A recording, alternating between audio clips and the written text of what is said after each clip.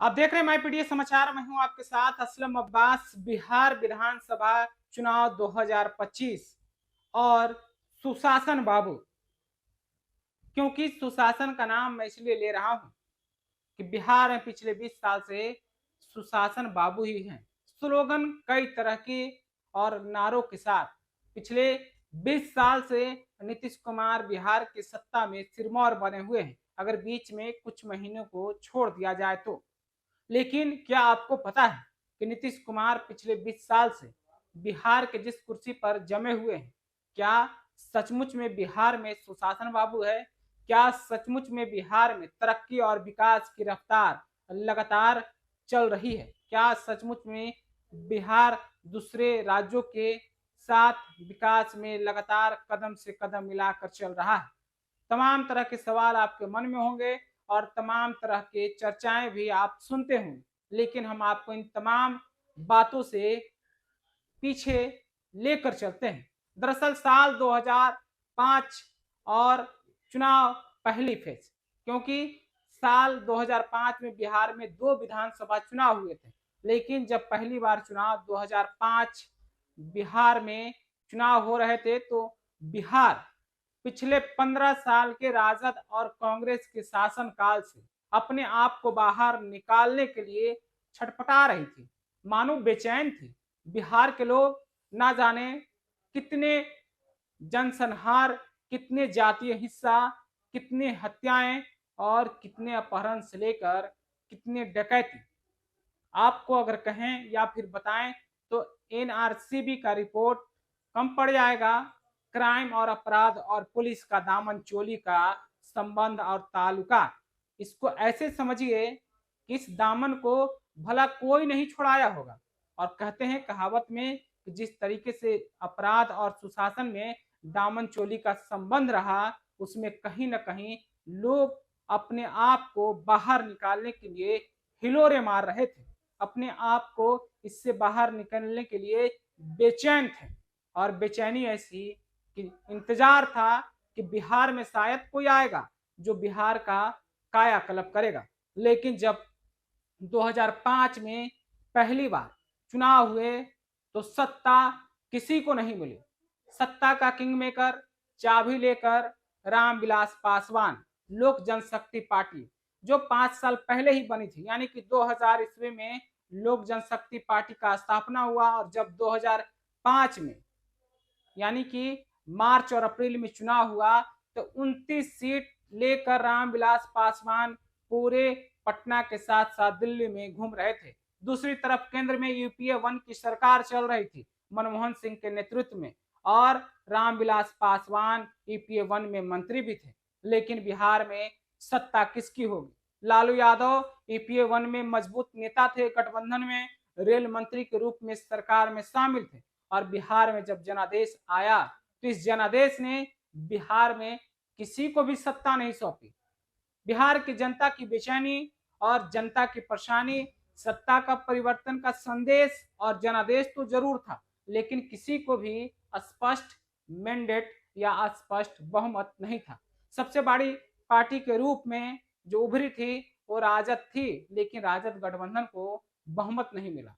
नीतीश कुमार और भाजपा गठबंधन के साथ चुनावी मैदान में आने के बाद परिणाम जो आए, एनडीए सत्ता में आने से कुछ कदम दूर रह गई।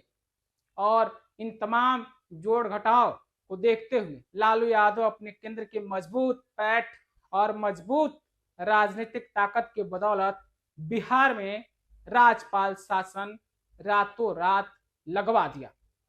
आपको घटना याद होगा, नहीं याद होगा तो आप जान लीजिए कि तत्कालीन रूप से देश के राष्ट्रपति डॉक्टर एपीजे अब्दुल कलाम रूस में थे। रातों रात फैक्स के माध्यम से लेटर आता है और बिहार में राज्यपाल हुकूमत लागू हो जाता है, यानी कि राष्ट्रपति हुकूमत लागू होता है। बिहार में राज्यपाल रहते हैं बूटा सिंह, को बिहार उनको चलाने की जिम्मेदारी दी जाती है। और ये सब कहते हैं कि लालू यादव के इशारे पर हो रहा था। और इसी घटना के बाद नीतीश कुमार इस तरीके बेचैन हो गए, नीतीश कुमार यूं परेशान हुए, वो फिर इस जनादेश के बाद जनता के बीच में निकल गए। और नीतीश कुमार पूरे बिहार में घूम घूम कर कहते कि जनता तो बदलाव चाहती है, जनता राजद और लालू कांग्रेस की सत्ता से अब अपने आप को पीछा छुड़ाना चाहती है, लेकिन लालू यादव अपने राजनीतिक ताकत के कारण बिहार में राष्ट्रपति शासन लगवा दिया। इस बात को नीतीश कुमार पूरे बिहार में घूम घूम कर प्रचार कर रहे थे और वो फिर वक्त आया अक्टूबर नवंबर 2005 का, जब फिर से बिहार में चुनाव हुए तो एनडीए ने प्रचंड बहुमत के साथ बहुमत पाई, सरकार बनाई और सरकार बनने के साथ ही नीतीश कुमार की बिहार में ताजपोशी हुई। ये ताजपोशी दूसरी बार थी, क्योंकि नीतीश कुमार बिहार में दूसरी बार मुख्यमंत्री के रूप में शपथ ले रहे थे। आपको याद होगा, पहली बार मुख्यमंत्री नीतीश कुमार 7 दिनों के लिए बिहार के मुख्यमंत्री रहे, जब अटल बिहारी की केंद्र में सरकार थी। साल 2000 ईस्वी था और मुख्यमंत्री की दूसरी ताजपोशी पटना के गांधी मैदान ऐतिहासिक इस पूरे घटनाक्रम का गवाह बना। पूरे बिहार में अब लोगों की आंखों में एक चमक थी, लोगों की आंखों में एक उम्मीद की किरण थी और वो किरण नीतीश कुमार थे। और नीतीश कुमार ने बस सत्ता संभालते ही जिस बिहार में अपराध, डकैती, दुष्कर्म, ना जाने कितने घटनाओं को लेकर बिहार में चर्चाएं होती थी, आपको बताना मुमकिन नहीं, लेकिन आप सुनते होंगे। नीतीश कुमार ने सत्ता संभालते ही 5 सालों में बिहार में विकास की रफ्तार को तेज की या नहीं की, इसको आप ग्राफिक्स और प्रतिशत में समझ सकते हैं, लेकिन आप इतना जरूर समझिए, 2005 से 2010 के बीच में नीतीश कुमार ने बिहार में कायाकल्प, विकास और सुशासन बाबू को स्थापित किया। और इसका परिणाम आया कि जब 2010 में नीतीश कुमार चुनावी मैदान में गए, एनडीए चुनावी मैदान में गया, तो जनता ने इस तरीके का बहुमत दिया कि राजद को महज 22 सीटों पर सिमटा दिया। यानी कि राजद जो 5 साल पहले बिहार के सत्ता में थी, 22 सीटों पर आ गई। और 2010 में नीतीश कुमार और एनडीए को इतना बहुमत आया कि नीतीश कुमार की पार्टी खुद 115 सीटों से अधिक जीतकर विधानसभा में पहुंच गई।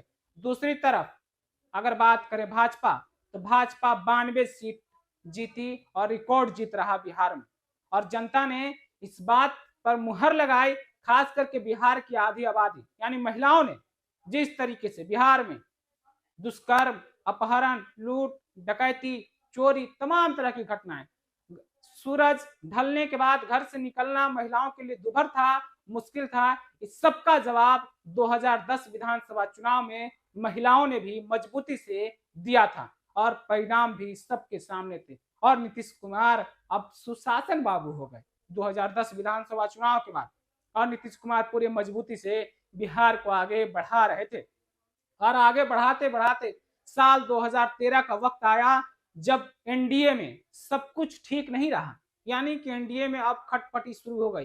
दरअसल भाजपा ने प्रधानमंत्री के चेहरा के रूप में नरेंद्र मोदी को लॉन्च करने की कोशिश किया और नीतीश कुमार ने 2013 में अपने आप को 1996 से मौजूद गठबंधन में अपने आप को अलग करने का फैसला कर लिया। बहुत बड़ी ये घटना थी बिहार के लिए, बहुत बड़ा डिसीजन था जनता दल यूनाइटेड के लिए। लेकिन नीतीश कुमार भले सुशासन बाबू और बिहार में सत्ता नीतीश कुमार के आसपास घूम रही थी। उनको पता था कि बिहार में नीतीश कुमार ने विकास के कितने काम किए हैं। और इन तमाम तरह की चर्चाओं और राजनीतिक हालात के बाद 2014 लोकसभा चुनाव का भी वक्त आया और नीतीश कुमार ने अपने अकेले दम पर चलने का निर्णय लिया और साथ में सीपीआई भारतीय कम्युनिस्ट पार्टी को भी गठबंधन में लिया और चुनावी मैदान में नीतीश कुमार चले गए। और उन्होंने कहा था कि अगर जनता ने मुझे जनमत नहीं दिया, विश्वास नहीं जताया,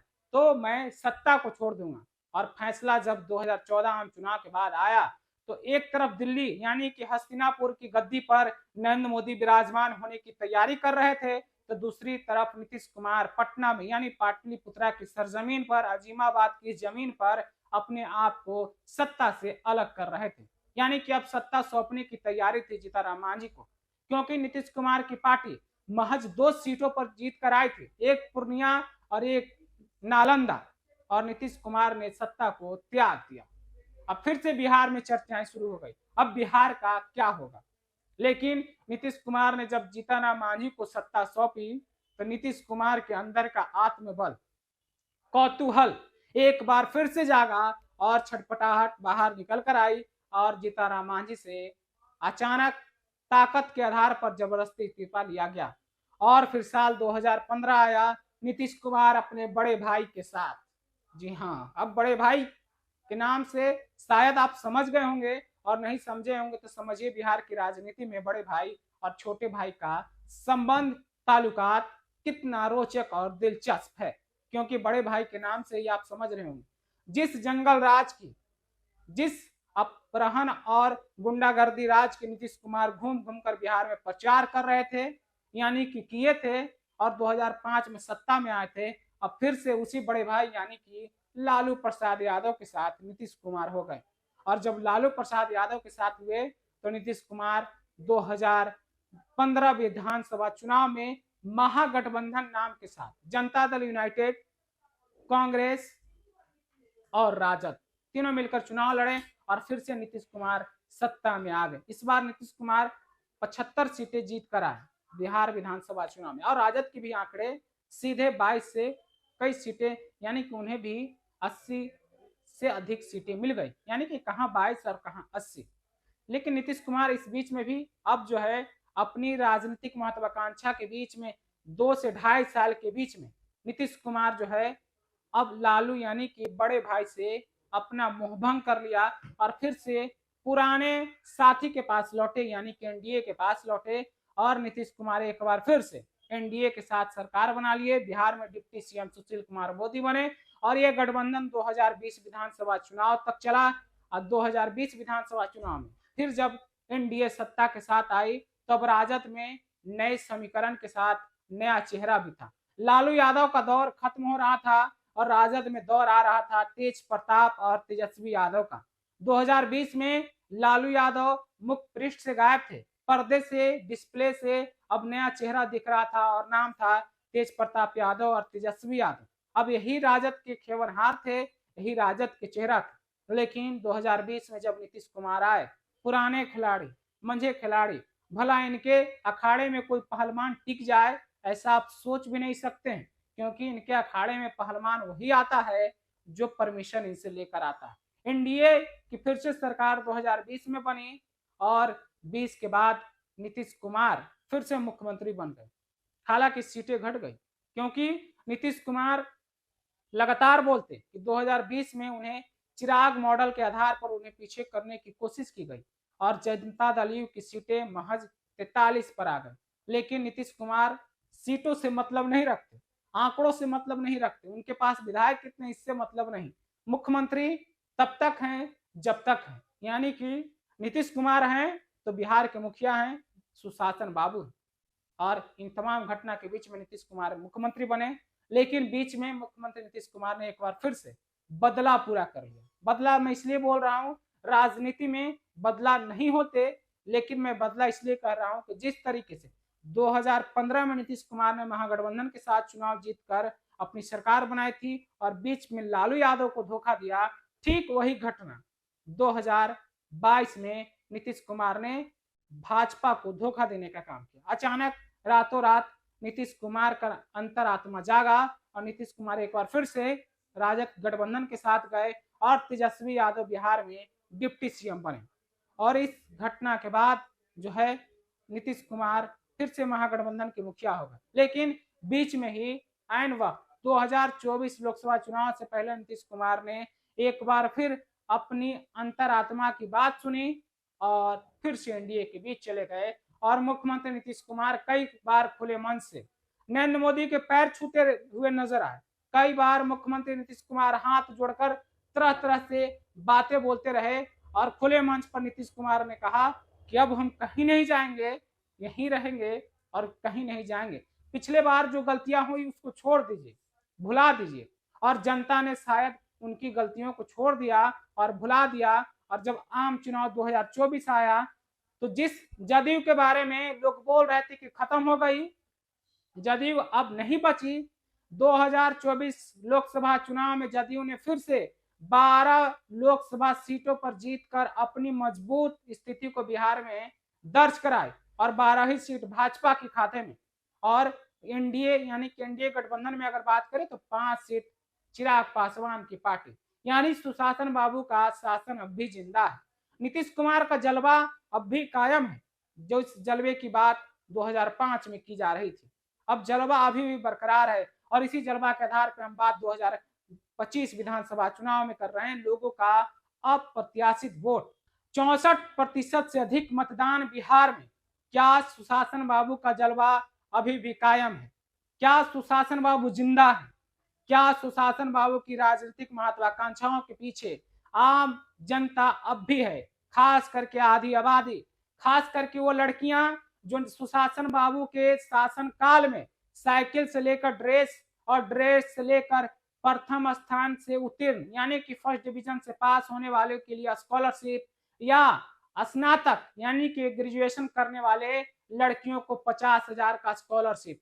क्या इस सब योजनाएं नीतीश कुमार के लिए सुशासन का ठिप्पा महिलाओं के बीच में, लड़कियों के बीच में आज भी जिंदा है?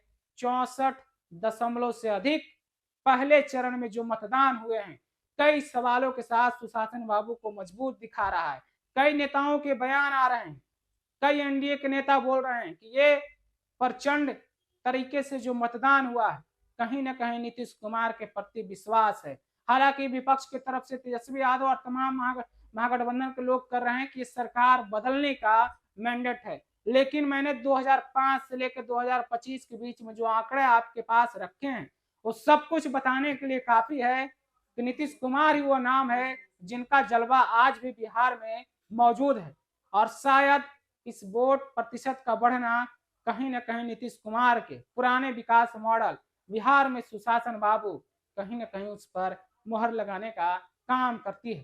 फिलहाल दूसरे चरण का मतदान 11 नवंबर को होना है और आपके साथ साथ हमें और हमारी पूरी टीम को इस बात का इंतजार है कि इस बार जनता कितने प्रतिशत में मतदान करती है। और क्या फिर वही सवाल आपके पास मैं छोड़े जाता हूं कि क्या बिहार में सुशासन बाबू का जलवा आज भी कायम है? खास करके आधी आबादी में, महिलाओं के बीच में बहुत तरह की योजनाएं चली है, हम उसके बारे में अगर बताएंगे तो बहुत सारे चर्चाएं करने होंगे। लेकिन साइकिल और शिक्षा के साथ साथ शराबबंदी की भी योजना बहुत सफल रही है, इस पर भी आप गौर कीजिएगा, जो आधी आबादी को मजबूती प्रदान करती है। आप अपनी राय दूसरे फेज के बारे में रखिए, बिहार के सुशासन बाबू के बारे में जरूर बताइए। और अगर आपने हमारे चैनल को सब्सक्राइब नहीं किया तो सब्सक्राइब कर लीजिए और प्रतिक्रिया शेयर करना मत भूलिएगा। आपका बहुत बहुत शुक्रिया।